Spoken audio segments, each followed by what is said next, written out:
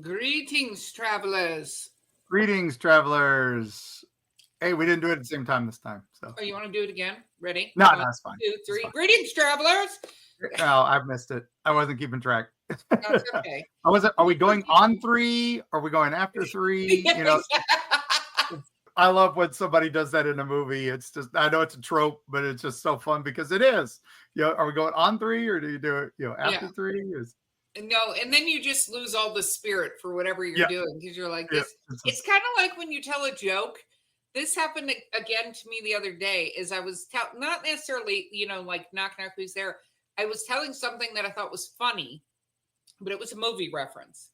And the movie reference was from Evolution, which I absolutely Great love. movie. We've had a lot of alien stuff recently, so Yeah. I figure we almost need to talk about that in an episode soon. But it's coming. The truth is out there. But I made a reference to that movie, and nobody in my household got it. So I already told them, like, we're doing that. We are watching that movie soon because this is horrific. But then when you're having to explain that joke, right? Yes. It loses everything. Yeah. And especially people don't have context. I feel like that's a similar issue with we're going on through it. It was like, never mind, forget it. I made a Discworld reference once, and I know it was an obscure reference, but it's one of my favorite references. Is They Might Be Giants, one of my favorite bands, is playing in Asheville, and I said I hope the opening back is Of Course We're Dwarves, which was a band from Discworld. There was a parody band of They Might Be Giants because Terry Pratchett was a genius. So he was very funny. Yeah. But so travelers, this episode has nothing to do with that. But no. Read Discworld, it's amazing, and also watch the movie Evolution with David Duchovny and Orlando Jones because it is one of the most hysterical movies I feel about aliens in the world. And let me just say, it's head and shoulders above the rest. Yep. That's Take the leg, Doc. Take the leg. Take the leg. I will say that every day. So, yes. All right. Well, speaking of famous lines and fictional bands and fictional music and stuff like that, we're going to talk about some real stuff that was songs based on real tragedy. And it was fun. When we were researching Eerie, Appalachia, and then, of course, Dark Side of the Smoky Mountains, and in our new one, Dark Heart of Appalachia, which I started realizing the research for, which just you're down many Muncie holes. So. Yeah. So as we do this, I stumble on these things. I'm like, there's kind of this path here. There's strings connecting. And when you're going Appalachian region, there's all these ballads, right? I was looking up like cryptid ballads and monster ballads because that's how we find the trails for some of these that are like, oh, I hadn't even heard of that monster. But then you start realizing there's just these musical chronicles of love, of betrayal, of tragedy, of murder. And I'm like, whoa, there's so many of these. And they're so many based on real crimes. Well, it's interesting because when you brought up doing this episode, other than choosing Bardess of the Travels for my title for this episode, if you're watching the video, it made me think of the fact that in previous times, storytelling songs was the way to communicate history. Like that's how it's passed on before. There was a lot of written language. There weren't like books that people could hand each other. It was passed through generational storytelling and song. Right? Yeah, and these mountain communities, this is their society. This is their culture. This is all their imagination. And so instead of like you said, orally, or recorded. And now they've become oral and recorded history because some of these get turned into pop songs things. Yeah. They escape the hollers as like Mothman escapes Point Pleasant. So and you get these dark Chicago right now. Yeah. We get these dark histories. So you get these haunting lyrics. You get these enduring melodies. And I've been talking. We're gonna have to do a deep dive on the stories of Manly Wade Wellman. This prolific author of folklore and history from North Carolina. He had a hero called Silver John, who's basically a balladeer, and he's walking the Appalachian Hills learning songs and fighting monsters with his silver string guitar. Oh, I remember you brought this up once before. We do need to do that deep dive. Yeah, and that's where I started. I was looking into him, and it started coming up with all these. So here we are a few minutes into the podcast. It's time to let's hit the ground. So let's do that. I do want to comment for travelers not watching and listening is Mark is wearing his own folklore hero, Ash from the Evil Dead. So yes. Yeah, Ash. This is from Evil Dead the game, R.I.P. You should have been a single player game so we could all still play it. So, but yeah. Okay. Here we go. Now, probably the most famous of these is if you know the song Hang Down Your Head, Tom Dooley. Oh, yeah. Yeah. So everybody heard that, hang down your head and cry. It's just, it's a, it's got a legacy, right? It's got this huge legacy of the song, but what people don't realize, it's based on a real thing. What? The real Tom Dooley is actually, his name was Tom Dula, D-U-L-A, but it was pronounced Dooley in the local dialect of the holler, right? That's just how it was. And he was a Confederate veteran. And his life and death becomes our North Carolina's one of our most endearing legends and probably one of the most famous murder ballads. Shall I give you the true crime breakdown here? Well, first, what is the chorus or what is the lyrics for everybody listening that may not know this song?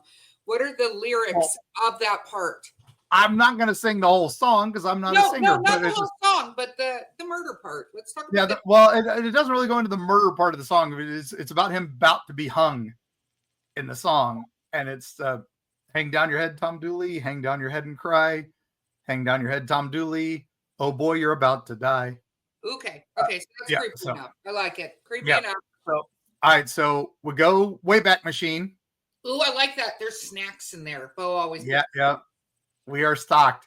1866. Ooh. Okay. Young woman from Wilkes County, North Carolina, Laura Foster, she's found murdered. She's been stabbed and buried in a shallow grave. Okay.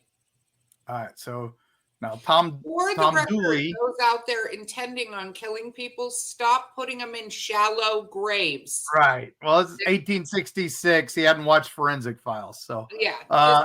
Literally, there's a reason people dig down deep. Go. All right. So anyway, he had been romantically involved with Laura. Okay.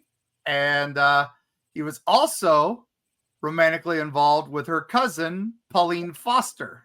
Oh, that seems inappropriate. And then, on top of that, he had been fooling around with a married woman named Ann Melton. And he'd been with her for a long time. They had a long-standing affair. Tom Dooley, you got to keep it in your pants, dude. This is not going to end well. So, Dooley, Laura's found dead. The cops know it's Dooley. And so they start heading towards him. And now Pauline, is her cousin, says, yeah, it was him. It was pretty much, this is the story. All right. He did it mostly because Anne wanted him to. And so she's trying to pin it on those two. Now, Dooley fled to Tennessee. It's like, nope. I ain't taking the fall for this, but he got caught, didn't get far, and he comes back, and now this case blows up and kind of gains national attention because the former governor of North Carolina, one of my favorite named people, Zebulon Vance. You're awesome when your first name's Zebulon, right? I just want to be a parent sitting there going, do you think Andrew or Michael? No, I think Zebulon is the correct familial name we want to utilize here. And for those nerd Star Frontiers fans from the late 80s or early 80s, Zebulon's Guide to the Galaxy. We know this. All right, but anyway, Zebulon, he defended this guy pro bono. That's huge, right? That's pretty big when you're willing to do this. But anyway, he was convicted on May the 1st, 1868 in Statesville, North Carolina. And then he was going to be hung that same day. That's convicted him. I'll tell you, it would cost us a lot less money if we were able to do that, But we'd also hang some people that probably shouldn't have been, hung. So, but how many of those cases in the new book did we discover were, scapegoats? A lot. Yeah, no, it's a lot. And it's unfortunate that the system works like that. You know what I mean? Yep. So anyway, he was hung May 1st, 1868. Before his execution, he made this cryptic statement. I did not harm Laura Foster, but I do deserve my punishment. Okay. So what does that mean? So it's basically fueled speculation that Anne was probably the real killer. Oh. And Dooley was taking the blame to protect her. So wow, that is very nice. Okay, so I don't know if I'd do that, but yeah. Yeah. So this has inspired books, documentaries, and possibly a deathbed confession. Okay. So according to the story, Doc Watson's great grandmother, who was a songwriter, heard Anne Melton confessed to the murder before her death in 1874. So you got to anyway, confession. So let me just get this straight. So he's whoring himself around, for lack of a better way of saying it. He's not. He's got women left and right tossing kitties at him, and it appears that one of the women got very jealous and killed the other one, and then he was blamed for it. Right. And so, because he was a man whore. So, I mean, he not that it deserved death. I am not saying that. But there sometimes is punishment for crimes, whether it's the correct way to look at it. Yeah. So anyway, Tom Dooley, this poet named Thomas Land, is like so moved by this story, he writes a poem, which is basically the song. Okay. So that's back in the 1800s. Now, this song kind of floats around for a generation. And then the Kingston Trio, 1958, records it and sells millions of copies. And because of that, it revives the Appalachian Murder Ballad as a, so now there's dozens of them start springing up. So it's this nice blend of fact, folklore, a little bit of mystery, and it just shows how they preserve this history, right? Otherwise, this probably would have been long gone, unless you're doing a history of Zebulon Vance. Anyway. That. Yes. Okay. So Tom Dooley hung. He says he deserved it. Now we're going to go into some that are not as well known. Okay. I like it. Right. I'm not going to do deep dives on these, but they are just really cool. If you look them up, we wanted to play the music on here, but I wasn't sure the rights thing. And now with this whole YouTube and all the others being, well, you can't play more than a few seconds of anything. I'm like, all right, well, we just won't get into this. But this one's got a refrain that kind of sticks with you. Don't go out with me, Ami Wise. Okay. So Ami Wise, kind of murder in the waters of Deep River is kind of this. Naomi Wise was a servant girl, also in North Carolina.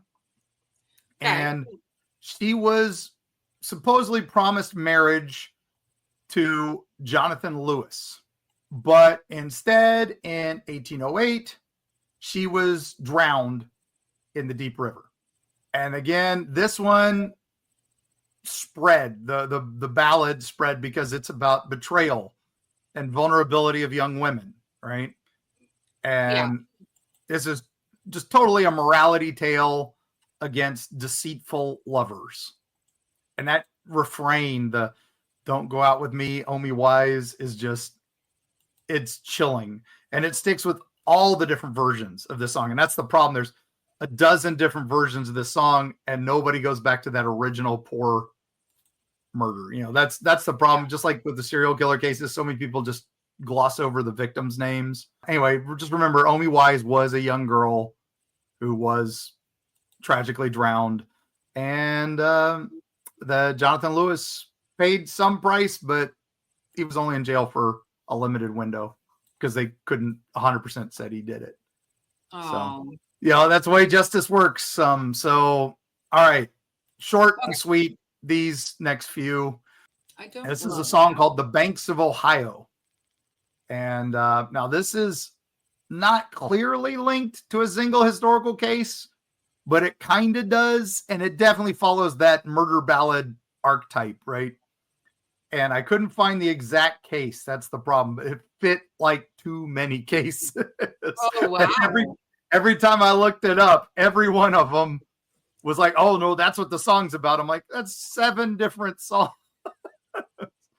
It's basically the story of this one is a man invites his girl on a walk by the river, and then he proposes to her. When she refuses, he slits her throat. Ugh. The scary thing is there are several versions of this. Again, Doc Watson, who was the king of this. Joan Baez did a version of this. And the line is, I held a knife unto her breast. Oh, it's so gruesome. Yeah. And emotionally detached. That's the thing. When they sing it, you can tell this is somebody knew a psychopath. Yeah. When they wrote this, or a sociopath. Jealousy, possessiveness. And again, is it premeditated? I think so, because it's couched in romance, but he's got the knife. And she obviously trusts him enough to get that close. Yeah. And this is, again, Appalachian cautionary tale. Warn the family. Yeah. Male aggression. Beware false promises. That sort of thing. It hit me hard. And the sad thing is I couldn't find the original case. But the fact that I found several cases makes it worse. Yeah. I agree. I agree 100%. Yeah. All right. So the next one is called Pearl Bryan. Okay. And this is in Kentucky, 1896 again. Pearl Bryan's decapitated body was found near Fort Thomas, Kentucky. Of course it was. She was pregnant and unmarried, and she had traveled from Indiana to meet her lover, a dental student named Scott Jackson. And he, along with his roommate, were convicted of her murder. You know, this came up recently on something I was listening to. How do these people find each other that end up committing these crimes together? I know we're talking about a song, right? Yeah. But I just go, like, me and you have known each other many, many years now. Mm-hmm. We decided to do podcasts together. We write books together. We go to conventions. There's a lot of stuff that we do as a team. We travel, or research. We travel for lots of things. Yeah. I get spiders with your wife. There's a lot of stuff. Never have I gone, Mark, how do you feel about killing somebody? Yeah, I got this problem, and I need to handle it. So. Yeah. I mean, I just don't get how you have that conversation and not potentially, like, I don't know. I don't know how these guys find I plead the fifth, refuse to say anymore. We all have those friends. If we get the right kind of text, we're bringing shovels and no GPSs. Yep. They leave the phone at home. Yep. What's the books? John dies at the end. Yeah. That Feglin, where they talk in code to each other. One of my favorite things is always, okay, all right, thanks, and remember, tonight's the night we kill the president, which was the code to bring the beer. No, and it's just it's kind of amazing to me. And then I'm a true crime fanatic, and I watch a lot of it. And anyway, thing. Anytime I hear multiple people, it's one thing if something happens and then you're both kind of there, and you're like, "Crap, we could get caught. We're both here." Panic, but. Anyway, okay, sorry, travelers, a little tangent. That was an Erica rabbit hole. Erica rabbit hole. I like that one. I went right down there. And I actually just thought of a song, but keep going. Okay, all right. So anyway, back to poor Pearl Bryan. Her song's not as widely popular. I mean, this one was kind of a dig, but the reason I looked it up was because it's tied to the infamous and now bulldozed Bobby Mackey's Music World. Her stories in all the local ballads around there. And so she was maybe the ghost there. So I had to do a little bit about her. And again, this is that whole Appalachian cautionary tale. This is like social stigma surrounding premarital relationship and pregnancy.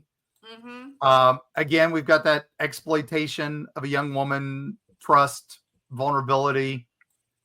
And the song is the line that gets me is poor Pearl Bryan. She never had a chance. That's just innocence, betrayal. It's just so emphasized. But her story lives on. If this song, keeps going, hey, that's the thing. It's that immortality. What's the definition of immortality? It's till the last person in the world forgets, your name that ripple is gone. So, thankfully, we keep making ripples. We're keeping these alive. We want to keep Pearl's legacy going. So, okay, I got one more of this, and then we'll kind of go into the whole feel. But then we got some fun stuff in a bit. So just keep hanging in there. All right. So this one's called Pretty Polly. Where are the girls killed the guys? I hope you're getting to those. I feel like I need a vengeance one, but keep going. All right. Well, I didn't find any of those in this. Sorry. But anyway, this is a song, and it's a ballad, and it follows a man luring a woman into the forest under false promises, and then he kills her because that's what he does. That's what these people do. And it's based on what we think is the real murder of a girl named Mary Polly. And this is, again, 18th century. We don't have an exact date. And it could be West Virginia or Kentucky. It's right on that border area, right where our family land is. Again, false pretense, remorseless killer.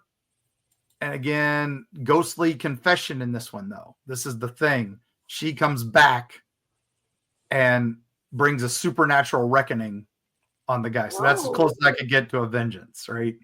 I like that. And now the thing is with this, I've heard a British version of this. And I'm like, what? And then I heard a blues version of this while looking it up.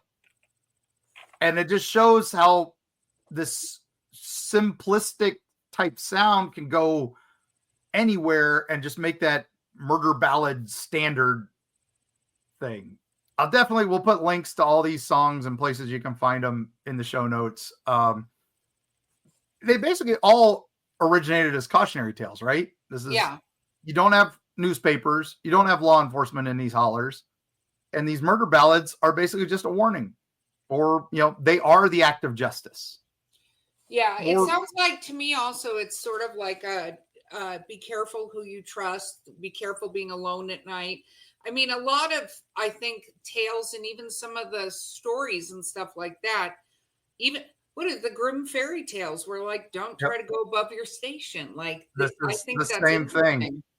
Yeah, and same thing. So, and these are basically also collective grief, right? This is a great way for everybody to sing at family reunions or things like that. Sometimes the lyrics change, so the stories evolve because it makes it a better story. These things were sung at gatherings, at wakes. Traveling musicians would play these to carry the story to the next holler, That's my boy Silver John from the Manly Wade stories. But some folklorists, basically Frank C. Brown and John Lomax, they collected a ton of these and preserved them as cultural artifacts. And that's why I love these guys. And I'm trying to keep up their life, right? So, but basically, most of the themes of these murder ballads are love gone wrong, female vulnerability, male jealousy or betrayal. Death is always usually in nature, rivers, fields, woods, something like that. And then a moral reckoning. Sometimes it's posthumous, sometimes it's supernatural. Generally, somebody dies. Somebody gets the vengeance, right? Gets your justice. And again, we're just how common are these things today? Still, They're still right? really, really common. I mean, if you think about it, like I was when you were talking about that, one of the first songs that popped into my head was Thunder Rolls by Garth Yeah, Brooks, Garth right? Brooks is based on a tragedy, right? And Well, that was, it's not a true story in itself, but it's but more of an but it's homage to what happens when you push somebody to their breaking point. In that particular case, it was a woman finding out her husband was having an affair, and then she kills yep, him. yep. And then we've got the Billy Joe McAllister that you mentioned when I first brought this up. Billy Joe McAllister jumped off the Tallahassee Bridge. There Yeah. was no real Billy Joe, but the songwriter was so blown away by how commonly and how dismissive most Appalachian culture was of suicide. Just, oh, Yeah. she jumped off the bridge. Oh, she did that. And then she did that. And it was just, it's just okay. Yeah. Yeah, and it's so interesting because when you brought up this, I think we both had like a weird flashback moment because that song, the moment you said it, came into my Yeah. head because I remember being younger and again, go listen to that song, and Yeah. it's was really sad and terrible, this Yeah. whole thing, and I was like, is this based on a true story? Like, Yeah. did she Yeah. We really had to guess. And I'm going to do a couple in the next half that are towards the end of the next half that I thought were real and weren't. So for this first half, we'll wrap up real quick. So you got murder ballads, shadow-soaked songs of remembrance, right? And they're full of sorrow and social commentary, and Tom Dooley's gallows confession, Pearl Bryan's tragedy, and they're just it's history, it's melody, it's morality, but they all ask us, remember the lost, right? And hear the memory of these lost people. So I think it's amazing and a nice way to bear witness to history. I agree 10,000%. All right. I've got probably the most epic tragedy ballad of all time that you'll all know coming up after the break.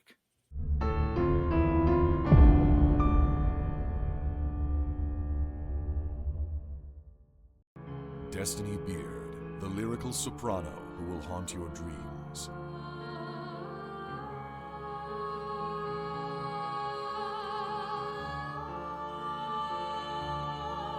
With her alluring melodies and intricate harmonies, this dark siren of wistful song shall capture your soul and lead you into the night. Check out Destiny's new single, The Haunting Is Over, with international musicians Sam Haines and Gary Bennett, as well as her other musical works at destinybeard.com.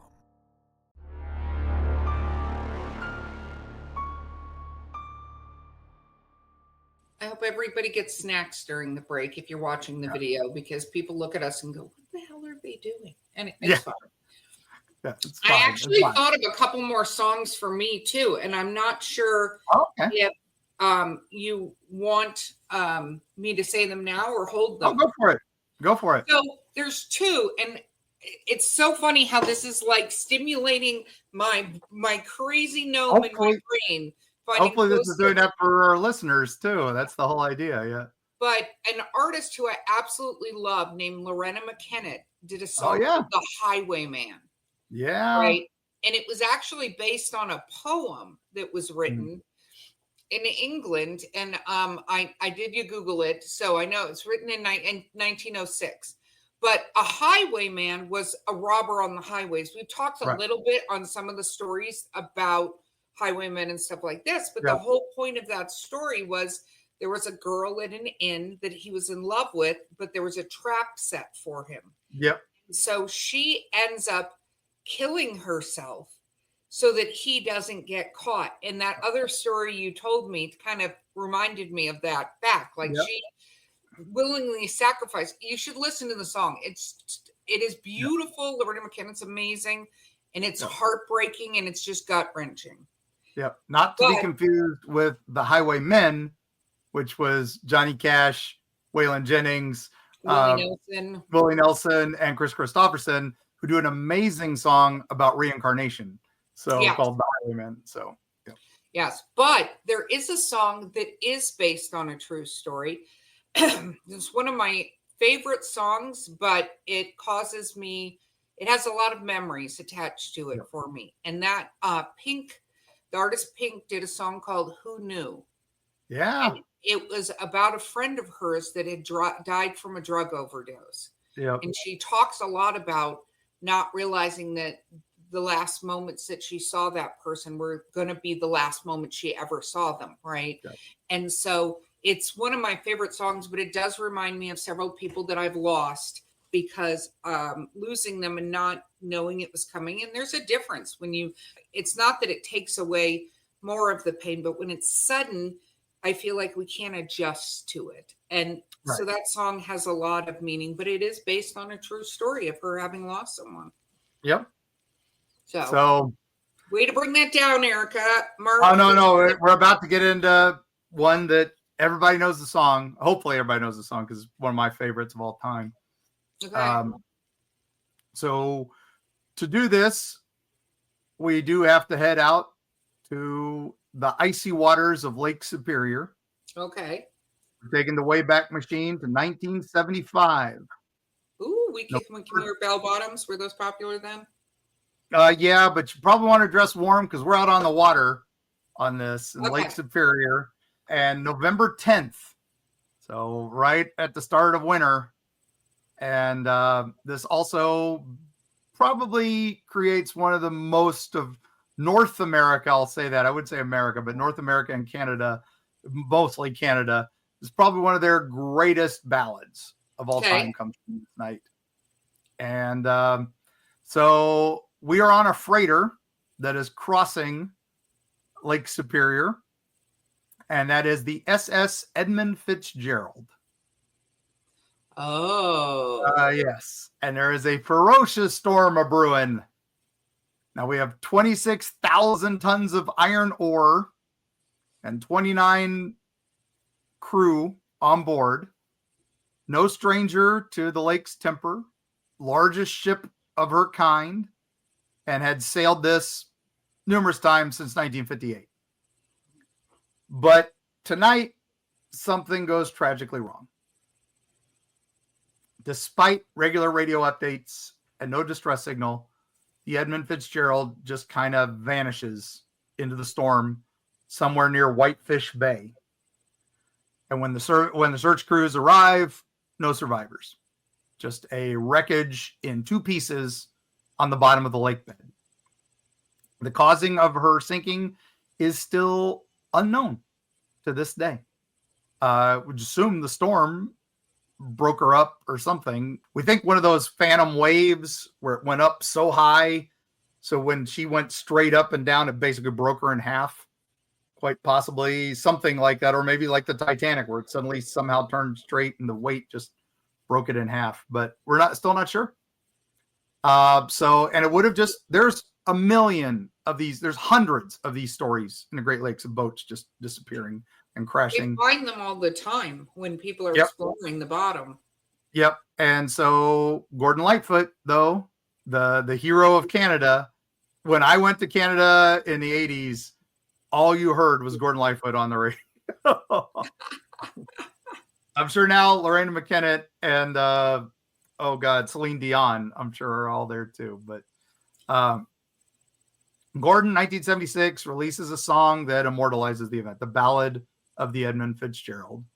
And that iconic line at the beginning, which is the legend lives on from the Chippewa down of the big lake they call Gitchagumi, right? It's just, right there. It's just, he anchors everything in time right there, but also in place. So he's got indigenous heritage. He's got the aura of Lake Superior and its mythic qualities and stuff. And he recounts the lyrics, the events of that night, as far as we know. The water temperatures are definitely below freezing. At one point in the song, he's got, the hatch covers giving in. And then that line, Lake Superior, it said, never gives up her dead. Oh, just, it's not just poetry. This is real maritime reports, survival recollections from other stuff, and regional folklore, right? This is folklore. So what makes this song so unforgettable isn't just the accuracy of it, but it's the empathy of it. I mean, he honors every crewman, including like the captain McSorley, and he's not sensationalizing the story. He's recounting it. And also, just that helpless feeling and the hopelessness and the horror.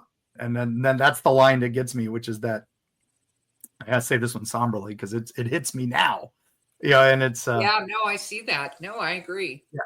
As does anyone know where the love of God goes when the waves turn the minutes to hours? Ugh. Right? Yeah. It is hard because it's not trying to explain the wreck. It's just talking about what's left behind. Well, what it must have been like for those people. Yeah. I mean, we know that the Titanic didn't just pop and sink. Like there were people that had to make some hard choices. There were people that chose to die. There were people that were forced to die because there wasn't enough ways to get them off. Like it's brutal. And you think about these things and you just go, it's horrific and there's no answers. Yeah. And it's that painful reality of the unanswered questions, right? It's just what happened, what did, and then, the song tops the charts, right? It's critical hit. It's everything. It's now a standard in folk music, and maritime chants all over the world still play it. Probably one of the few mainstream hits that accounts a modern disaster, but also does it with dignity and artistry. You were talking about Titanic. There were a lot of Titanic songs came out after Titanic. I looked at some of those and I'm like, yeah.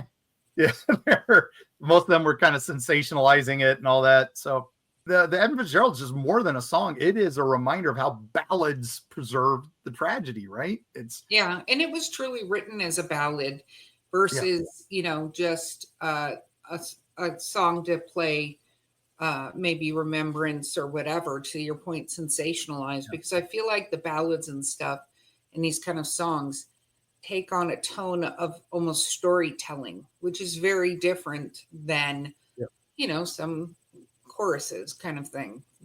Yeah. And that's just given a voice. Gordon Lightfoot basically gave a voice to their graves, right? It was because otherwise they'd have just been under the water. So the wreck is considered sacred.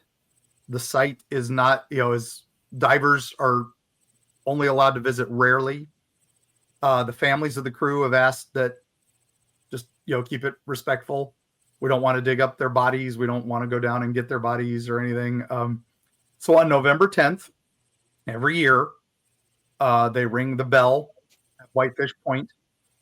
They ring it 29 times for each crew member that was lost, and that's in the song. The bell rang 29 times. Creepy. I just got goosebumps. It's so Well, they changed that because when Lightfoot passed, they now ring it 30 times. Because of this. So in honor. That's sweet. Yeah. So when you hear those words, the legend lives on. Yeah, the legend does live on from the Chippewa on down. So just remember that cold night on the boat. Oh man. So I couldn't end on that. No. As I was researching and I reached out to a few people, somebody's like, "Oh, did you know that Warren Zevon, the great Warren Zevon, did you know Werewolves of London was based on a motorcycle gang in London?" Really? And I'm like, and I dig into that. And I found out, no, it wasn't. It's got real places and it's got a piece of time. Because I remember going to Leho Fooks when I was in London in the 80s, late 80s, and I was curious if it was still there. And then I was like, oh, let's look up this band that it's based, this gang that it's based on. And no, No, it's this kind of surreal travelogue. Yeah, Zevon, he did a couple songs. I'm going to talk about a second one that's not as well known, but it's like one of my favorites of his. But he basically just used geography and history, and he amplifies it with like satire and horror, and then folklore and myth, right? So, I mean, the song starts, walking through the streets of Soho in the rain, right? Yeah. And Soho's real. It's a historic district in London, and it's known for nightlife and music and diversity. And in the 70s, when he wrote this, it was like artists, eccentrics, and that's Warren Zevon, right? Yeah. Perfect for that guy. And he's looking for a place for Liho Fuchs. Gonna get a big dish of beef chow mein, right? And that's what I ordered when I went to Liho.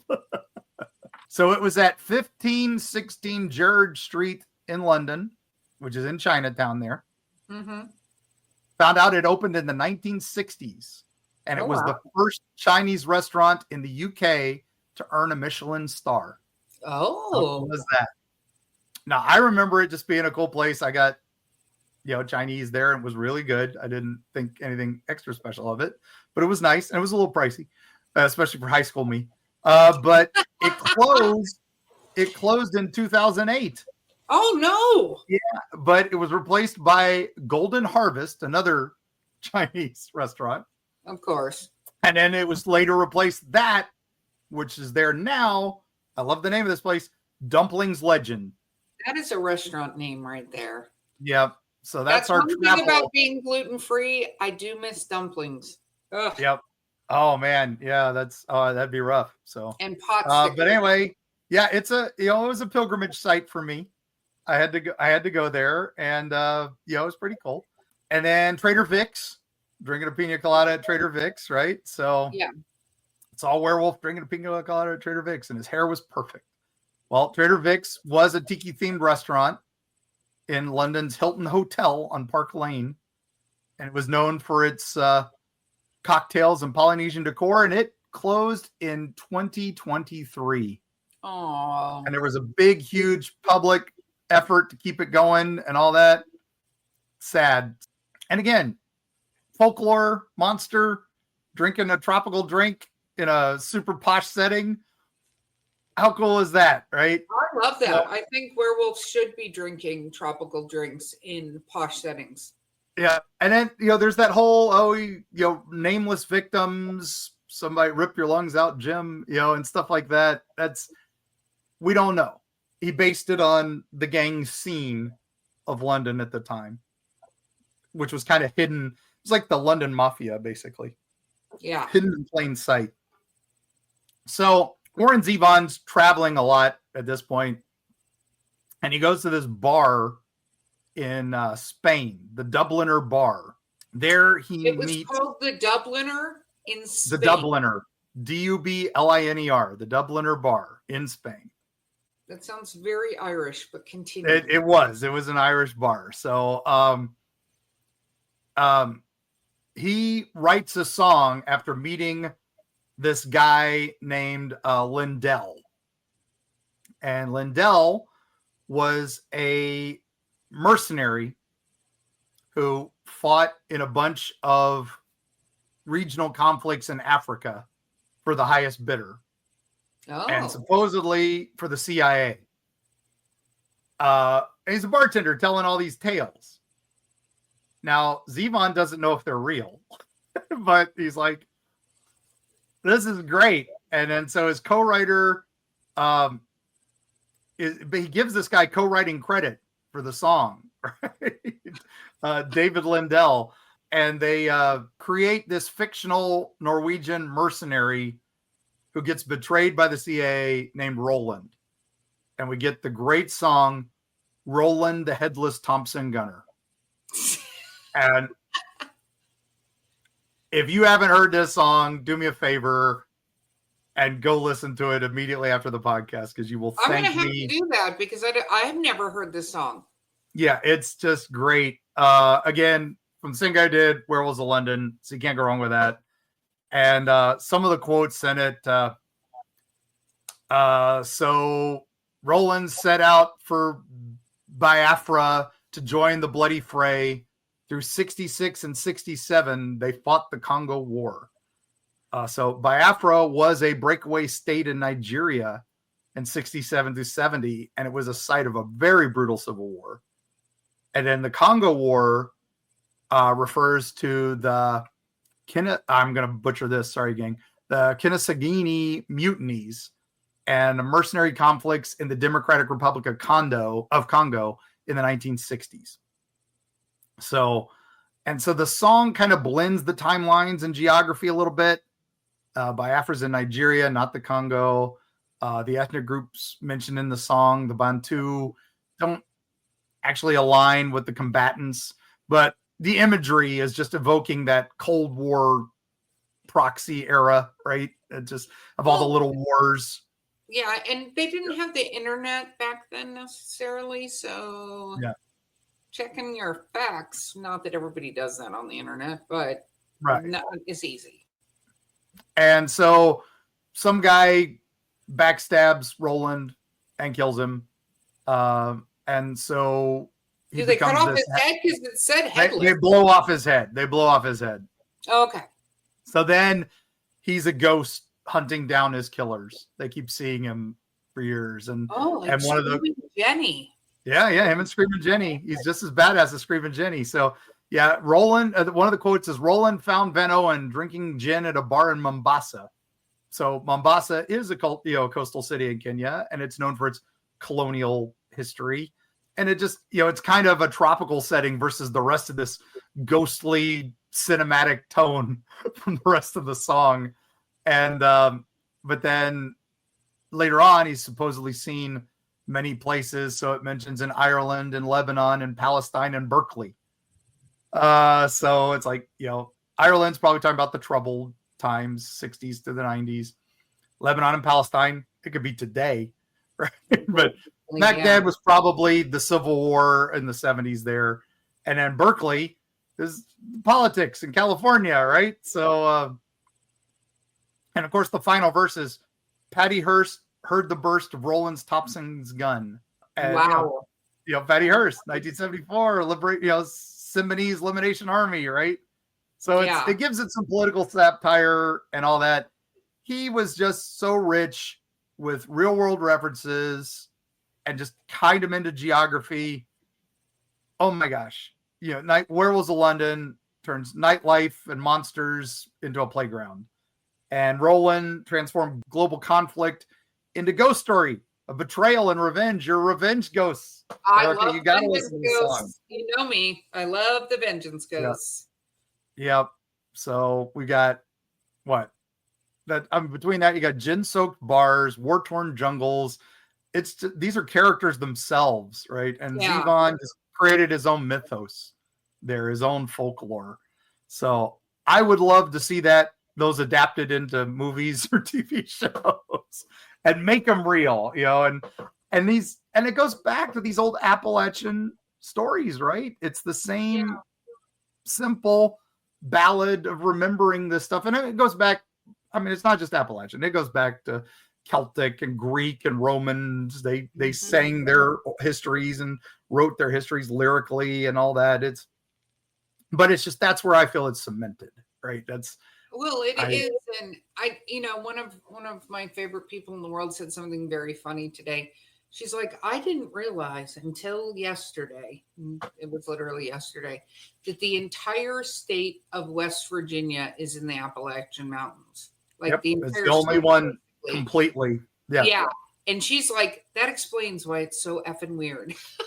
And I was like, oh, we're talking about Appalachian stories. And yeah, no, I remember we were having that argument with Joe Bob Briggs about, you stretch in Appalachia there, put in Ohio and some of these other states. I'm like, Joe Bob, you think of Ohio as Cincinnati and Columbus and Dayton. I'm like, this is what I think of as Ohio. And then I showed him pictures of Hocking Hills and Ravens Rocks and all this. He's like, oh, damn. I'm like, yeah, Mothman, Gallipolis, Ohio. It's the same thing. It's a lot flatter on the other side of the river, but it's still there. There are still mountains. Yeah, no, and, exactly. So, And we here at Eerie Travels are going into the dark hearts of the Appalachians. So we might have to mention a couple of these songs in our book. We'll have to see if that that was the whole point. Some of these are definitely going in. I mean, this was revisiting the Greenbrier Ghost stumbled on Pearl's song and revisiting some of these other, and Pretty Polly turned up in that as well. So I'm like, oh gosh, I gotta give these guys a voice again and spread it out. So I'll try to put some links to other versions of these songs for you in the groups, but look these up, gang. Just do yourself a favor, listen to them. And let us know what songs that we didn't mention. Are there songs that you go, wait a minute, they should have talked about this? Send it to us, whether you use our contact page through eerietravels.com or use one of our social medias. We love hearing from you guys, because I did run into another person recently when we were at Smoky Mountain Bigfoot, one of our travelers, and he brought up the vampire episode, and he said I was wrong. And I said, okay, prove it. And he brought up a vampire I'd never heard of before. So I said, well, you got to send me the link to the book or movie or whatever you're saying, because I'm not going to just trust what you're saying. I want to read about it myself. So we'll see. I'm still in content. Hey, Stacy, I'm still up there. But we love feedback from our travelers out there and our wonderful partners in crime like Stacy, who now owns a beautiful copy of Twilight, courtesy of me. Yeah. Oh, and real quick on that, I do have some breaking news. Stacy's movie Tate just got accepted to the Tallahassee Film Festival. Woo! So, yeah. If you guys want one of Florida folklore reenacted really well, Tate's Hell's story, it's really good. We'll have him back on to talk about that. We had him on to talk about that before, but we'll get him back on with whatever's coming next. We love Stacy. Yeah, so no, Stacey we adore Stacy, and he's still mad at me. So I want to keep that going. So with that, Mark, thanking our patrons always for continuing to support our show. Thank you to all of our travelers out there who come out and see us and visit us and message us. Don't forget, we have an Eerie Travels Discord. The link's in the show notes. You can come join the rest of the travelers out there and hear their weird stories and books and movies and breaking news. We share quite a bit on the Discord. So please do that. And Mark, with that, how are you going to let us go? Are you going to sing us out? Send us listener tales and listener questions. We've got more of those coming ahead. And we're, thank you all so much for that, because we love them. And with that, I'm just going to say musical beauty, cultural needs, the need to narrate the unspeakable, to bear witness, and to pass warning through song. Nothing beats that, except maybe drinking a pina colada at Trader Vic's. And we'll see you on the other side.